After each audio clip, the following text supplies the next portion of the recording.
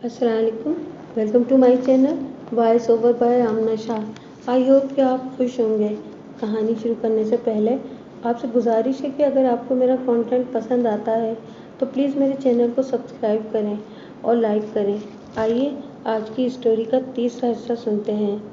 9 बजने में 5 मिनट बाकी थे कि इलियास हुसैन अपनी बीवी नाज़नीन के साथ मेरे दफ्तर में दाखिल हुआ।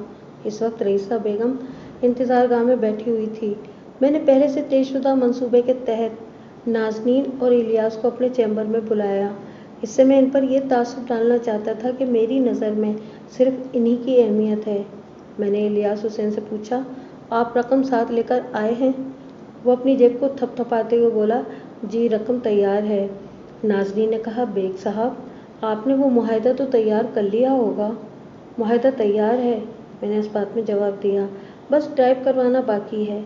टाइप इसलिए नहीं हो सका कि मुझे आपके भाई बिलाल अहमद उर्फ बिल्लू के वालिद का नाम मालूम नहीं था।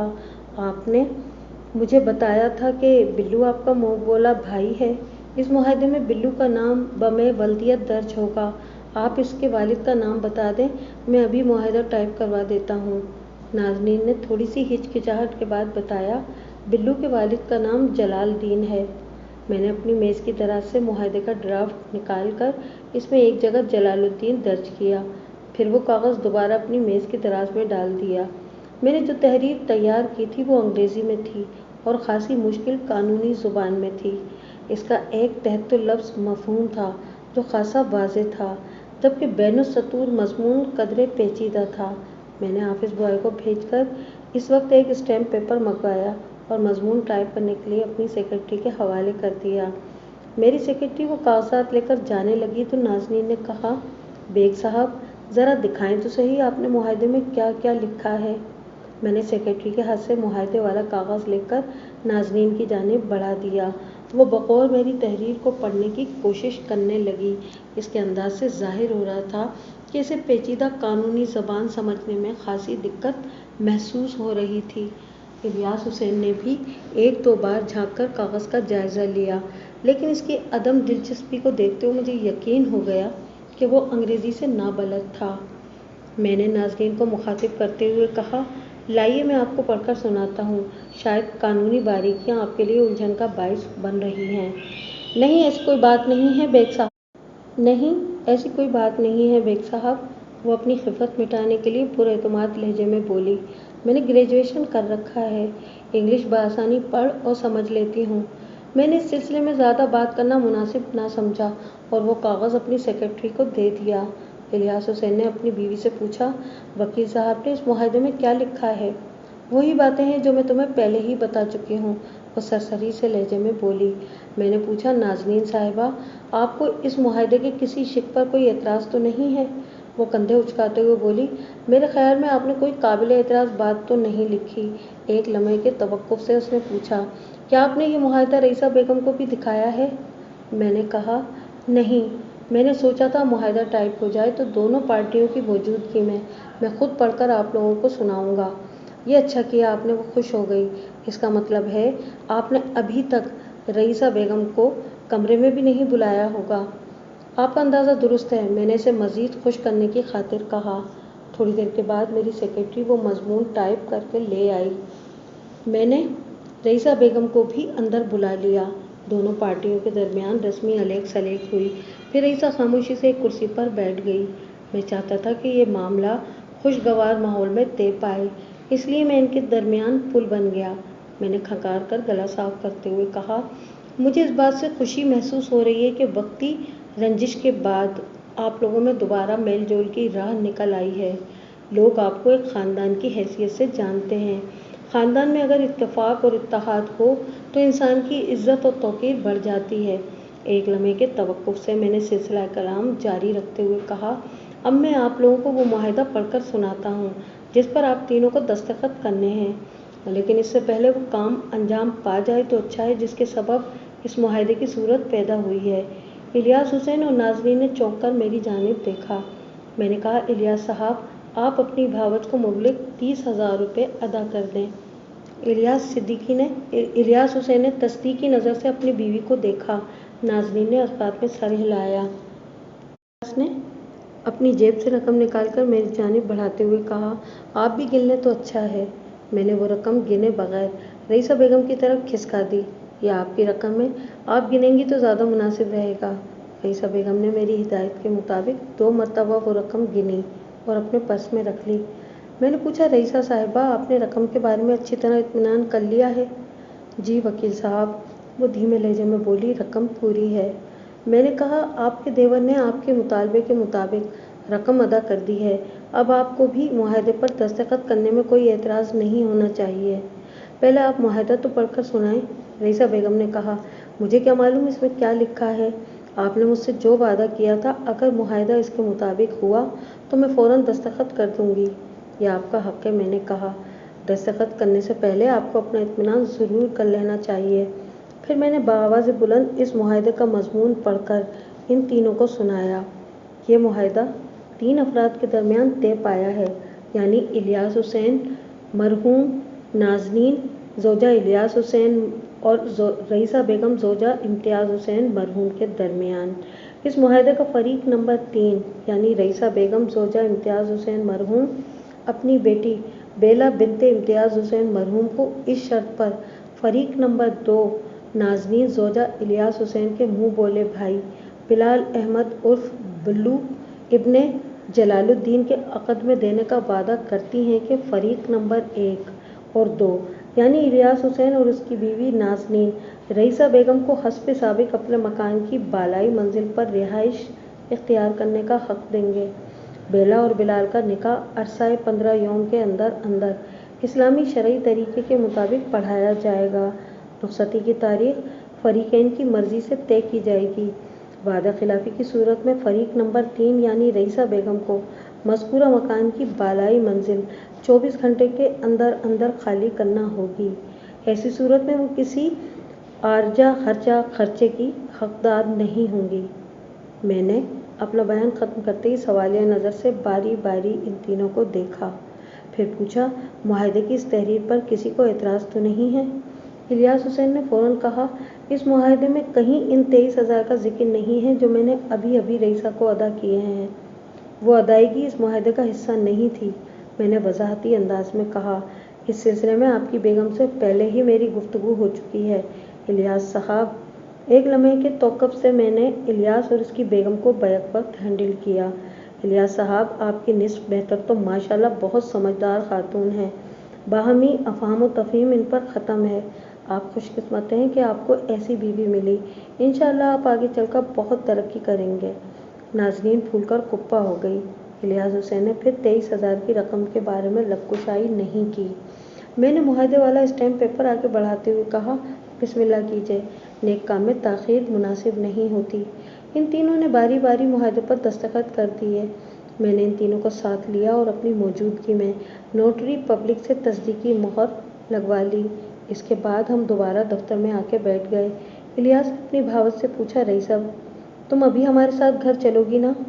अभी मैं कैसे जा सकती हूँ? रईसा ने मादी लहजे में जवाब दिया, आप फ़िक्र न करें, मैं बेला को साथ लेकर आऊँगी। आप जब तक मुनीर शाह के घर से हमारा सामान उठवा लें। इलियास ने कहा, वो तो हम उठवा ही लेंगे, लेकिन ये तो बताओ तुम इतने दिन से अपनी बेटी के साथ कहाँ ठहरी हुई हो? ये राज एक दिन के लिए मज़ीद राज रहने दो इलियास। रईसा ने ज़हरी होंठ काटते हुए जवाब दिया, वैसे मैं तुम्हारी तसल्ली के लिए इतना बता दूं कि मैं अपने एक देरीना खैर ख़्वाह इम्तियाज़ हुसैन के दोस्त के घर में ठहरी हुई हूँ। इस हमदर्द शख्स का घर गुलशन इकबाल में है। बेला इस वक्त भी वहीं है। मैं इंशाअल्लाह कल सुबह बेला को लेकर तुम्हारे घर पहुँच जाऊँगी। अगर तुम कहो तो मैं, बल्कि हम दोनों मियाँ बीवी तुम्हारे साथ तुम्हारे इस खैर खा के घर चलते हैं। इलियास ने एक तजवीज़ पेश की। मैं इस नेक इंसान का शुक्रिया भी अदा करना चाहता हूँ। रईसा ने कहा, मैं तुम्हें इस नेक इंसान का शुक्रिया अदा करने का मौका ज़रूर फराहम करूँगी, लेकिन कल तक तुम्हें सब्र करना होगा। मैं इस शख्स को भी अपने साथ ही लाऊंगी। वो तुम्हारे लिए अजनबी नहीं है, तुम इसे देखकर फ़ौरन पहचान लोगे। भाई, तुम तो मेरे अंदर तजस्सुस जगा रही हो। इलियास ने दोनों हाथ मलते हुए कहा, क्या नाम है इस शख्स का? मैंने कहा ना, तुम्हें कल तक इंतज़ार करना होगा। नाज़नीन ने अपने शौहर से कहा, इलियास, तुम बिलावजह ज़िद क्यों कर रहे हो? اب ہمارے درمیان جو خوشگوار تعلقات استوار ہو چکے ہیں ان کا ہی کچھ خیال کرو۔ ہمیں ایک دوسرے پر اعتماد کرنا چاہیے۔ پھر ایک دن ہی کی تو بات ہے، کل رئیسہ اپنی بیٹی اور اپنے خیر خواہ کے ساتھ واپس آ ہی رہی ہے۔ تم اتنی بے چینی کا مظاہرہ کیوں کر رہے ہو؟ نازنین مصلحت اندیشی کا مظاہرہ کر کے خود کو زیادہ سے زیادہ عقل مند اور معاملہ فہم ثابت کرنے کی کوشش کر رہی تھی، اور یہ نتیجہ تھا میری اس تعریف کا جو تھوڑی دیر پہلے میں نے کی تھی۔ ویسے بھی وہ ایک پر اعتماد عورت تھی، جو بھی بات کرتی تھی بڑے ٹھہراؤ اور استحکام سے کرتی تھی۔ میں نے نازنین کی نصیحت آمیز ڈانٹ کے بعد الیاس نے اپنی بھاوت سے کوئی سوال مزید نہیں کیا۔ رئیسہ بیگم نے مجھے مخاطب کرتے ہوئے پوچھا، بیگ صاحب میں آپ کا فون استعمال کر سکتی ہوں؟ ضرور۔ میں نے ٹیلی فون سیٹ رئیسہ کی جانب بڑھا دیا۔ وہ ایک نمبر ڈائل کرنے کے بعد تھوڑی دیر انتظار کرتی رہی۔ پھر جب دوسری جانب سے ریسیور اٹھایا گیا تو اس نے ہیلو کہا اور اس کے بعد پوچھا، شاہ صاحب گھر پر موجود ہیں؟ دوسری جانب سے یقیناً یہ کہا گیا ہوگا کہ اس کا مطلوبہ شخص گھر میں موجود نہیں ہے۔ یہ اندازہ میں نے رئیسہ کی گفتگو سے لگایا تھا۔ وہ بولی، چلیں کوئی بات نہیں، آپ نے مجھے پہچان تو لیا، یہی بڑی بات ہے۔ میں نے فون اس لیے کیا ہے کہ آج کسی وقت میرے دیور الیاس اور ان کی بیوی نازنین میرا سامان لینے آپ کے گھر آئیں گے۔ منیر شاہ صاحب گھر پر نہیں ہیں تو آپ ان کے ساتھ تعاون ضرور کریں۔ ہمارے درمیان صلح ہو گئی ہے، میں دوبارہ اسی گھر میں جا رہی ہوں۔ اور چند لمحے دوسری جانب کی بات سننے کے بعد پھر بولی، ہاں ہاں سب خیریت ہے، اللہ کے فضل و کرم سے تمام معاملات خوش اسلوبی سے طے ہو گئے ہیں۔ جی ہاں بیلا بھی ٹھیک ہے، میں کل صبح آؤں گی۔ ہاں ہاں الیاس بھائی آج ہی سامان اٹھوا لیں گے۔ ٹھیک ہے، افشاں کو بیلا کا سلام ضرور کہیں۔ اللہ حافظ۔ رئیسہ نے ریسیور کریڈٹ کرنے کے بعد الیاس کی جانب دیکھا اور کہا، میں نے منیر شاہ کی بیوی کو بتا دیا ہے کہ آج آپ میرا سامان اپنے گھر میں منتقل کر لیں گے۔ میرا خیال ہے اب آپ کو کوئی پریشانی نہیں ہوگی۔ اس کے بعد رئیسہ نے ان سے رخصت چاہی اور میرے چیمبر سے نکل گئی۔ مجھے یقین تھا کہ تھوڑی ہی دیر بعد وہ مسز جعفری کی گاڑی میں اس کے بنگلے کی جانب محو سفر ہوگی۔ اسی احتیاط کے پیش نظر میں نے الیاس اور اس کی بیوی کو کچھ دیر کے لیے اپنے کمرے میں روکے رکھا تاکہ وہ رئیسہ کو جعفری صاحبہ کے ساتھ جاتے ہوئے نہ دیکھ سکیں۔ ہمارے درمیان مختلف امور پر 15 منٹ تک گفتگو ہوتی رہی، پھر وہ دونوں میاں بیوی رخصت ہو گئے۔ دوپہر کے بعد میں نے مسز جعفری کے بنگلے پر فون کیا تو معلوم ہوا کہ انہوں نے اپنے حصے کا کام مکمل کر دیا تھا۔ رئیسہ اپنی بیٹی کے ساتھ ٹھیک 15 منٹ پہلے حیدرآباد کے لیے گاڑی میں سوار ہو چکی تھی۔ مسز جعفری نے حیدرآباد میں اپنے تعلقات کو استعمال کرتے ہوئے ان کے قیام و طیام کا مستقل بندوبست کر دیا تھا۔ ویسے بھی رئیسہ کے پاس اتنی رقم موجود تھی کہ اسے کسی پریشانی کا سامنا نہیں ہو سکتا تھا۔ مسز جعفری نے اسے یقین دلایا تھا کہ کچھ عرصے بعد وہ بینک میں رکھی ہوئی رئیسہ کی رقم کو بھی حیدرآباد کے بینک میں منتقل کرنے میں اس سے بھرپور تعاون کرے گی، اس طرح کہ رئیسہ کو ایک مرتبہ بھی کراچی نہیں آنا پڑے گا۔ میں ہر طرح سے مطمئن ہو گیا۔ اب تک کا کھیل مکمل ٹھیک ٹھاک رہا تھا۔ اب مجھے بس ایک ہی خدشہ تھا اور وہ خدشہ تھا بلو بدماش کی جانب سے۔ وہ اپنی شکست پر برہم ہو کر میرے دفتر کا رخ کر سکتا تھا، لیکن میں نے حفظ مات قدم کے طور پر ایسا انتظام کر دیا تھا کہ اگر بلو کسی بری نیت سے میرے دفتر میں داخل ہوتا تو میرا دفتر اس کے لیے چوہے دان سے زیادہ خطرناک ثابت ہوتا۔ دوسری شام حسب توقع الیاس اور نازنین میرے دفتر میں موجود تھے۔ ان کے چہروں پر ہوائیاں اڑ رہی تھیں۔ نازنین نے پرتشویش لہجے میں پوچھا، بیگ صاحب رئیسہ کہاں ہیں؟ میں نے اپنے کمرے میں چاروں طرف نگاہ دوڑاتے ہوئے کہا، یہاں تو کہیں نظر نہیں آ رہی۔ نظر تو ہمیں بھی نہیں آ رہی، الیاس نے کہا۔ ہمارا مطلب یہ تھا کہ وعدے کے مطابق وہ آج صبح گھر نہیں پہنچی۔ ہم نے کل ہی اس کا سارا سامان منیر شاہ کے گھر سے اٹھوا کر اپنے گھر کی بالائی منزل پر رکھوا دیا تھا۔ آج صبح سے ہم اس کا انتظار کر رہے ہیں لیکن وہ ابھی تک غائب ہے۔ نازنین نے پوچھا، اس نے آپ سے آج کوئی رابطہ تو نہیں کیا؟ وہ کل آپ لوگوں کے سامنے ہی گئی تھی، میں نے جواب دیا۔ اس کے بعد میرا اس سے کوئی رابطہ نہیں ہوا۔ ایک لمحے کے توقف سے میں نے اضافہ کیا، ممکن ہے اس کی طبیعت خراب ہو گئی ہو، آپ ایک آدھ دن اور انتظار کر لیں۔ الیاس نے کہا، آپ کے پاس اس کا ایڈریس یا فون نمبر تو ہوگا؟ میں نے میز کی دراز کھول کر اس میں ہاتھ گھماتے ہوئے ایک ڈائری برآمد کی اور کہا، فون نمبر تو اس نے مجھے نہیں دیا تھا، البتہ ایڈریس ایک جگہ کا اس نے لکھوایا تھا۔ मैं सब कुछ सोचे समझे मंसूबे के तहत कह रहा था और डायरी की बरगिरदानी भी करता जा रहा था। हाँ, मिल गया। ये रहा रईसा के खैर खा का एड्रेस, आप भी नोट कर लें। फिर मैंने गुलशन इकबाल का एक फर्जी एड्रेस इन्हें नोट करवा दिया। अगर फ़ोन नंबर होता तो हम अभी इससे बात कर लेते, नाज़नीन ने परेशानी आमेज़ लहजे में कहा। मैंने कहा, हमारी जितनी मर्तबा भी फ़ोन पर गुफ्तगू हुई थी तो इत्तेफाक से फ़ोन रईसा ने ही किया था। वैसे ये एड्रेस कुछ ज़्यादा मुश्किल नहीं है, आपको आसानी से मतलूबा बंगला मिल जाएगा। नाज़नीन, हम अभी वहाँ जाते हैं, इलियास हुसैन उठते हुए बोला। नाज़नीन भी उठकर खड़ी हो गई। वो दफ्तर से निकलने लगे तो मैंने कहा, रईसा के बारे में मुझे ज़रूर इत्तला दीजिएगा। मैं अभी दफ्तर में ही हूँ, आपके फ़ोन का इंतज़ार करूँगा। आपके पास मेरा फ़ोन नंबर तो है ना? नाज़नीन ने सर को असबाती जुम्बिश दी। मेरी डायरी में आपका फ़ोन नंबर मौजूद है बेग साहब, हम अभी रईसा के पास पहुँचकर आपको फ़ोन करेंगे। फिर वो मेरे दफ्तर से निकल गए। मुझे उम्मीद थी कि कम से कम आज तो वो मुझे फ़ोन नहीं करेंगे। फर्जी बंगला तलाश करते करते इन्हें इतनी देर हो जाती कि इस वक्त तक तो मैं दफ्तर बंद करके घर रवाना हो चुका होता। यह भी मुमकिन था जो नंबर मैंने इन्हें दिया था इस एड्रेस पर वाकई कोई बंगला मौजूद हो, मगर ये बात तय थी कि वहाँ इन्हें रईसा या बेला की खाके पा भी दस्तयाब नहीं हो सकती थी। रईसा ने चंद रोज़ मिसेस जाफरी के बंगले पर क़याम किया था जो गुलशन इकबाल से खासे फासले पर था। ये राज इलियास हुसैन और नाज़नीन कभी भी नहीं जान सकते थे। मैंने इस रोज़ हस्ब प्रोग्राम दफ्तर बंद किया और अपने घर रवाना हो गया। मेरी तवक्को के इन मुताबिक जब तक मैं दफ्तर में रहा था मुतासिरीन का फ़ोन नहीं आया था। दूसरे रोज़ हस्ब तवक्को वो दोनों मेरे दफ्तर में मौजूद थे। इलियास के चेहरे पर खासी बरहमी पाई जाती थी जबकि नाज़रीन बौखलाहट का शिकार थी। इलियास ने मेरे कमरे में आते ही झुंझुलाहट आमेज़ अंदाज में कहा, वकील साहब, हमारे साथ फ्रॉड हुआ है। कैसा फ्रॉड? मैं अनजान बन गया। इलियास ने अपनी बीवी को देखा और बेजारकुन लहजे में बोला। नाज़नीन, तुमने ही सारे मामला तय किए थे, अब तुम ही वकील साहब को सूरत हाल से आगाह करो। आखिर हुआ क्या है?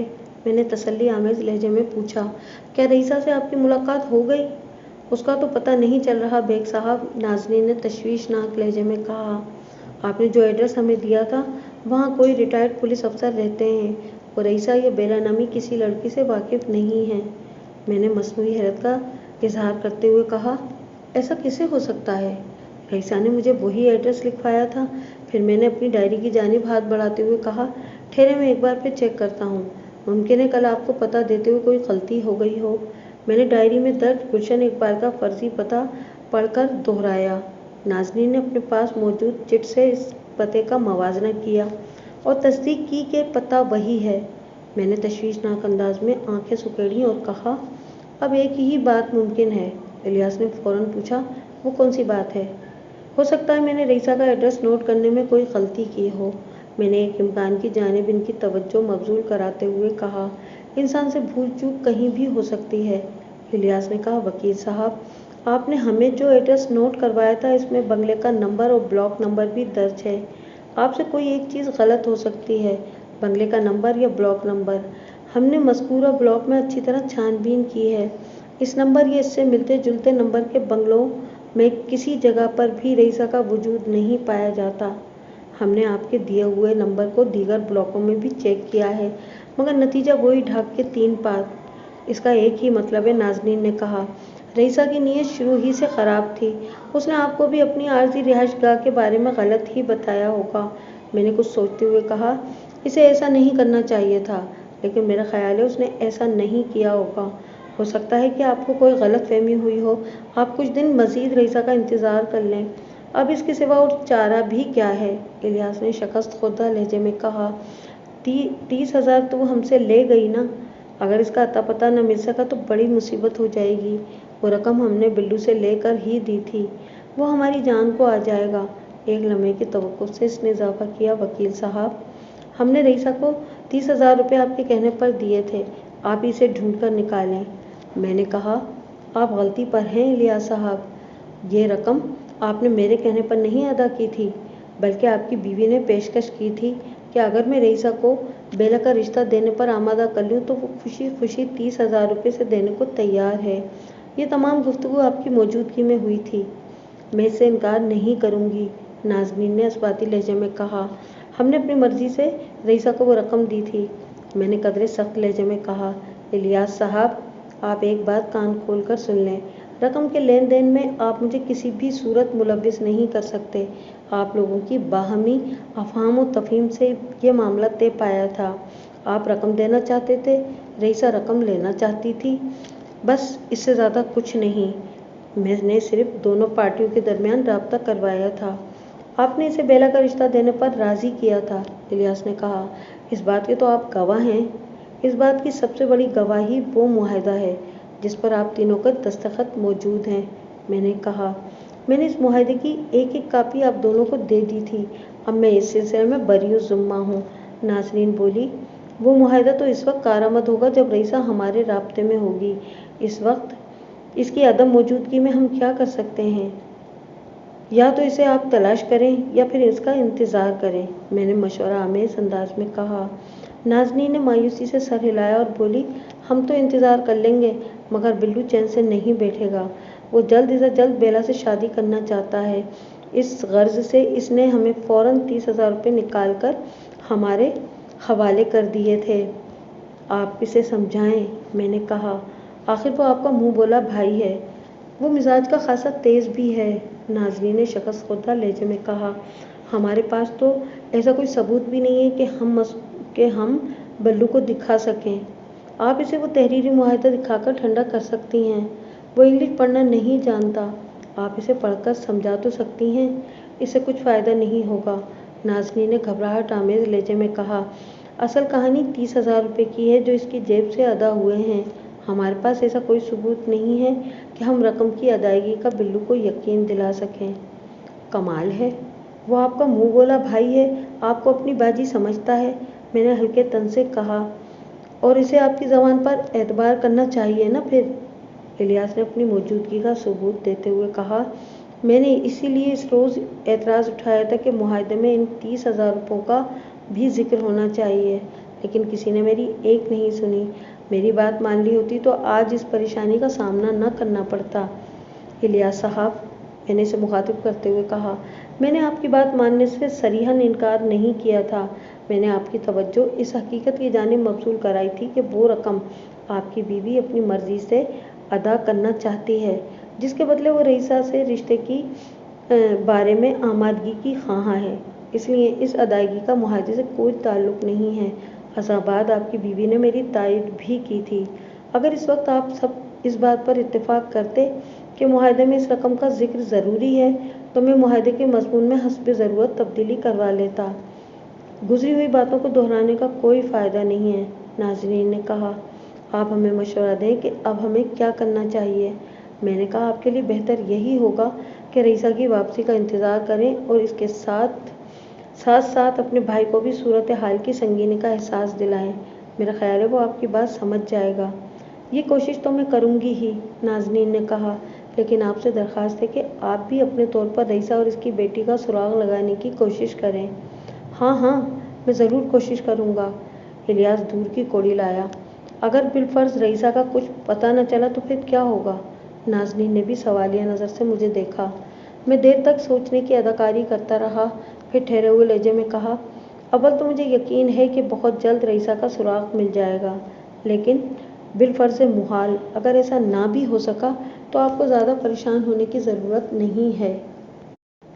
वाह, क्या बात कर दी आपने, इलियास कित कलामी करते हुए बोला। हम कैसे परेशान नहीं होंगे?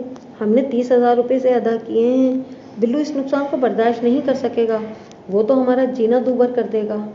अब आपने मुझे अपनी बात पूरी करने नहीं देनी है मेरे मोहतरम, मैंने शाइस्ता लहजे में कहा।